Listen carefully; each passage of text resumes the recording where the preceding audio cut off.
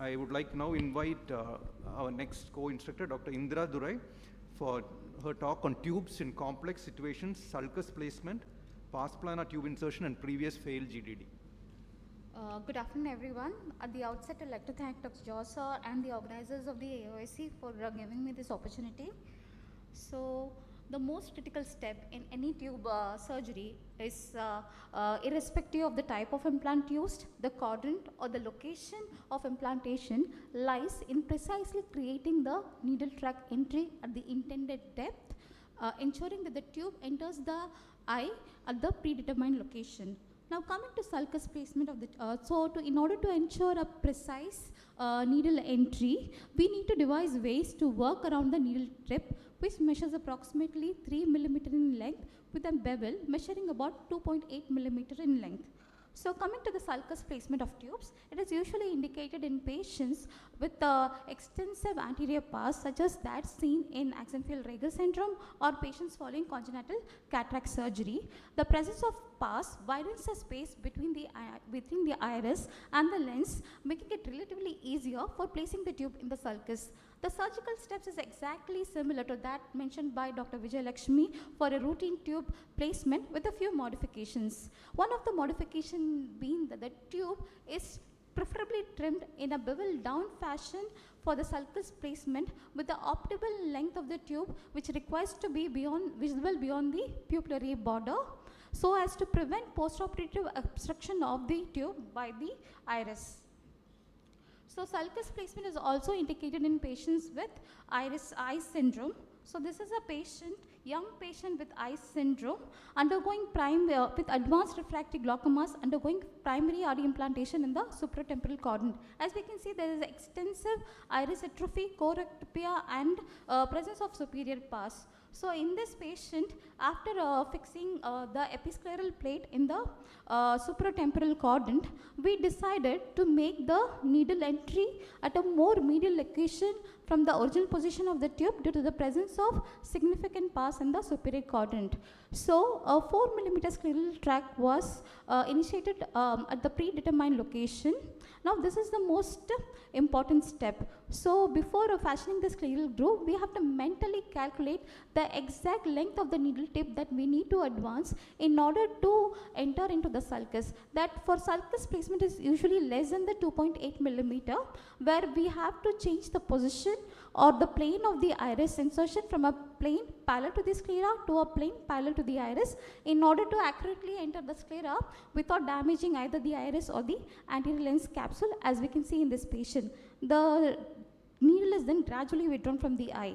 Now the difficult part is to decide how much length of the tube do we need to trim in order to get an optimal length into the AC. So by prior experience, we found that the distance of the tube from the groove should be the exact length of the tube that we need to trim. So in this patient, this length was about 4 mm. So we trimmed the tube with the distance of 4 mm from the limbus after taping it over the cornea, and trim the tube in a bevel up fashion, as there is no risk of tube occlusion in this patient with extensive iris atrophy. The tube is then threaded into the sulcus gradually and advance into the sulcus till we are able to visualize the tube tip beyond the iris margin. And this is followed by we can see the tube tip beyond the iris margin, and this is followed by a meticulous conjunctival and Tenon's closure.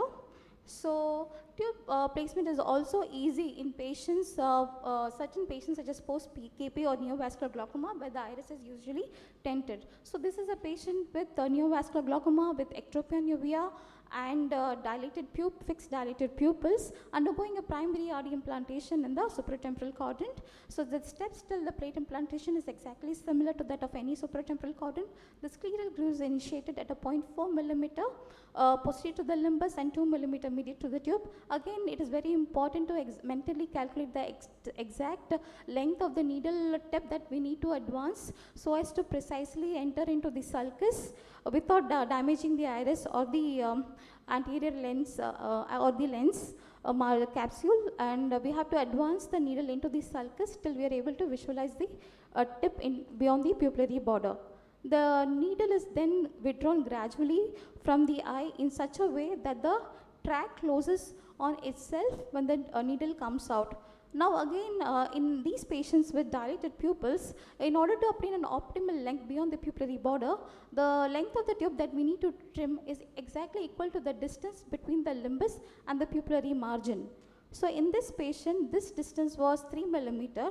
So we trimmed the tube to a length of 3 millimeter from the limbus after draping over the cornea in a bevel up fashion, since the risk of tube obstruction is also very negligible in these patients with fixed pupils. The tube is then again threaded into the needle track into the sulcus, and is threaded gradually into the sulcus till we are able to visualize the tube tip beyond the pupillary border. This is again followed by a meticulous conjunctival closure. So sulcus placement of tubes is also preferred in patients with uveitic glaucoma, which is complicated by the presence of both significant anterior as well as posterior pars, where posterior synechiae, where the iris is plastered over the PCIOL. In such cases, we may have to take the help of a cyclodialysis spatula to mechanically separate the adhesions between the iris and the lens, and sometimes between the iris and the tube, and then proceed with tube placement. So some of the important pearls for sulcus placement of tube includes that in order to get an optimal tube length in patients with variable anterior chamber depth, we need to drape the tube over the cornea and trim the tube to a length which is equal to the distance of the tube from the scleral groove fashioned for tube entry. Also, in order to visualize the tube tip in patients with fixed pupils, we need to drape the tube over the cornea and trim the tube to a length which is equal to the distance of the pupillary border from the limbus. And also, one more point regarding sulcus placement is that we can also plan to leave the tube bevel down behind the iris, provided we can visualize the tube tip in the dilated state. So coming to pars plana insertion, tube insertion, it is usually indicated in patients with refractory glaucoma and presenting with coexisting anterior chamber abnormalities such as patients with eye syndrome, or in patients with refractory glaucomas and microspherophagia requiring a simultaneous pars plana lensectomy, or in patients requiring a simultaneous vitreoretinal surgery. So pars plana insertion can be either done as a standalone procedure or in combination with a vitreoretinal surgery. So the most important prerequisite before proceeding with the pars plana tube insertion is that we need to perform a complete pars plana vitrectomy before tube insertion in order to prevent postoperative obstruction of the tube by the vitreous. Also, it is very important to perform a meticulous base dissection in the quadrant we are planning to insert the tube in order to prevent future risk of retinal detachment. So, in this patient with refractory aphakic glaucoma post-vitrectomy for traumatic subluxation of the lens, we decided to proceed with the infranasal pars plana insertion of the tube, since there was an extensive superior scleral thinning and conjunctival scarring in the superior quadrant. So we proceeded, a fornix-based conjunctival flap was raised in the infranasal quadrant. The inferior and the medial rectus muscles were then isolated, and the RD tube with the supramid suture, RD plate with the supramid suture was then implanted beneath the adjacent rectus muscles in such a way that the posterior edge of the plate lies about 8 to 9 millimeter from the posterior to the limbus. So for pars plana implantation, the length of the tube that we need to trim is usually 3.5 millimeter. This increase in length is usually because we need to visualize the tip in the your tube tip even in the undilated state. And also here for pars plana insertion, we need to trim the tube in a bevel up fashion by placing the scissors beneath the tube, unlike in other quadrants where we trim the tube from above. So the 23 gauge needle entry or the sclerostomy is made at a distance of 3 millimeter posterior to the limbus in patients with aphakia. The needle entry is made in a perpendicular direction with the tube facing towards the center of the globe and advance into the vitreous cavity, followed which the needle is gradually removed from the eye. The tube is then inserted into the vitreous cavity gradually till we are able to visualize the tip into the vitreous cavity through the pupil, so as to ensure that the tip is not embedded within the choroid. So one important tip that we need to remember is that in the needle entry or the sclerostomy port, the distance should be at least 3.5 millimeter in patients with pseudophakia from the limbus, and it should be at a distance of 4 millimeter posterior to the limbus in patients with phakic patients. So here we have inserted the tube. So this is, and we have to confirm the tube tip within the vitreous cavity, as we can see in this patient. This is followed by a meticulous tenons and conjunctival closure.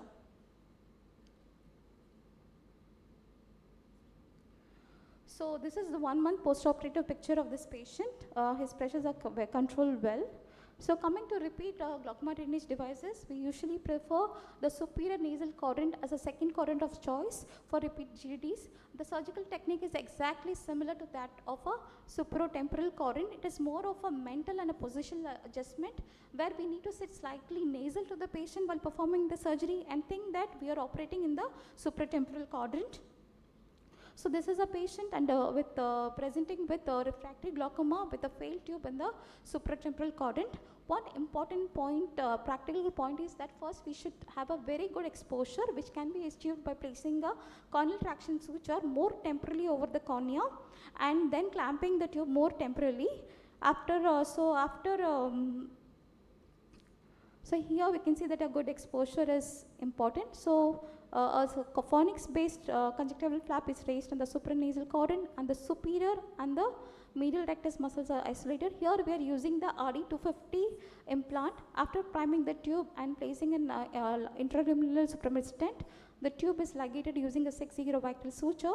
The wings of the RD implant is then placed between the superior and the medial rectus muscles in such a manner that the anterior edge of the plate lies about 9 to 10 millimeter posterior to the limbus.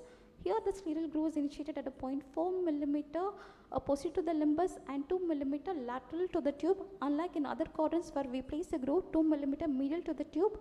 Again the needle is then advanced after making a mental calculation till we reach about the 2.8 millimeter mark before we make a dip to enter into the anterior chamber. So the tube is then gradually withdrawn from the eye in such a way that the track closes on itself. The tube is then trimmed at a distance of 2 millimeter from the limbus in a bevel down fashion. The tube is then threaded into the anterior chamber gradually till we are able to visualize the tube tip, and this is followed by a meticulous tenons and conjunctival closure. One important point that we need to remember is that there should be at least a safe zone of 2 millimeter posterior to the between the posterior edge of the tube and of the plate and the optic nerve in order to avoid optic nerve impingement in supranasal quadrant implantations. So in some patients, some patients may present with a failed tube in the supratemporal quadrant and may have a staphyloма in the supranasal quadrant or may have undergone previous vitreoretinal surgery. So in such case, we have to plan for a infranasal quadrant placement, which is technically more challenging than the supranasal implantation, since in these patients we are working towards us. So also creating a 4 millimeter needle track is very difficult in the infranasal implantation. So in these patients, we prefer to create a 3 millimeter scleral track. Here we make a 3 millimeter scleral track. So here the groove is initiated at a point 3 millimeter posterior to the limbus and 2 millimeter medial to the groove. So before fashioning the scleral groove, it is important that we reduce the length of the needle and also create an acute bend in order to overcome the difficulties imposed by the nasal bridge on our hand movements. So in this patient, we have created an acute bend, and the needle is then advanced in the sclera at about 50% depth till the needle is then advanced till we reach the 2.8 millimeter mark before entering the anterior chamber in such a way that the tube, the needle is as close to the iris as possible and away from the corneal endothelium. The tube is then again trimmed 2 mm from the limbus in a bevel up fashion in a similar manner mentioned before, that by placing the scissors from beneath the tube. This is a recommended technique for the infranasal tube placements. The tube is then threaded into the anterior chamber. This is followed by a meticulous conjunctival closure. So most of the pearls I have already mentioned before, except for one point, using a patch material depends upon the discretion of the operating surgeon. Thus, to conclude, as glaucoma surgeons, we often face certain challenging clinical situations. Hence, it is important to acquire the necessary skills to perform implantation of the drainage devices and quadrants other than the supratemporal quadrant or the anterior chamber, so as to preserve useful vision in these challenging situations. Thank you. Thanks, Indira. I think that was a very extensive overview of the sulcus placement of the implant as well as the pars plana tube insertion. And so one of the questions that I was asking George as you were speaking is the previous failed GDD. How can we place another non-valved implant in the supranasal quadrant when you have one non-valved implant which requires dissection of the muzzle? And superior rectus obviously has one more a part of the plate which is the wing which is placed under the rectus muzzle. So that's not a very difficult one, is it? So do you face any difficulty while placing the plate? No, ma'am, we do not actually face any difficulties. It is much more, we just have to shift our position a little bit. And No. So my question is, supratemporally when you place an implant, the two wings are placed, one under the lateral rectus and one under the superior rectus. So supranasally when you're doing, it is going to be the medial rectus and the superior rectus again. So will there be an overlap, or will it strain the muzzle? There is usually no overlap because they do not actually, we have not found any overlap. No, my question is about the bleb that is already formed there. So would that disturb the bleb? Initially, I was also thinking about the same thing, and we were doing all, we were preferring infranasal quadrants. But looking at our results, we saw that the infranasal quadrant was not doing as well as supratemporal quadrant in the pediatric age group. That is where we thought we will shift to the supranasal quadrant first in the pediatric age group for those who required a repeat GDD. And to our surprise, we could effortlessly put in even the 350 in the supranasal quadrant. One small tip here is probably you slide in the lateral wing first underneath the medial rectus. So most of it goes into the medial rectus, and then you can slide the superior wing underneath the superior rectus.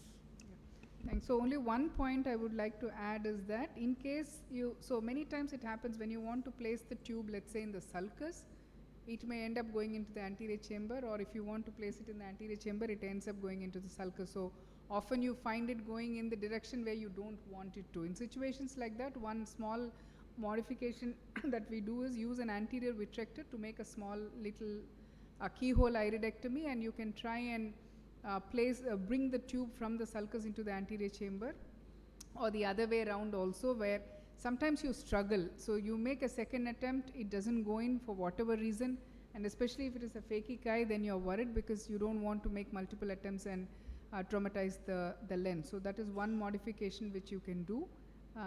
Otherwise, I think it was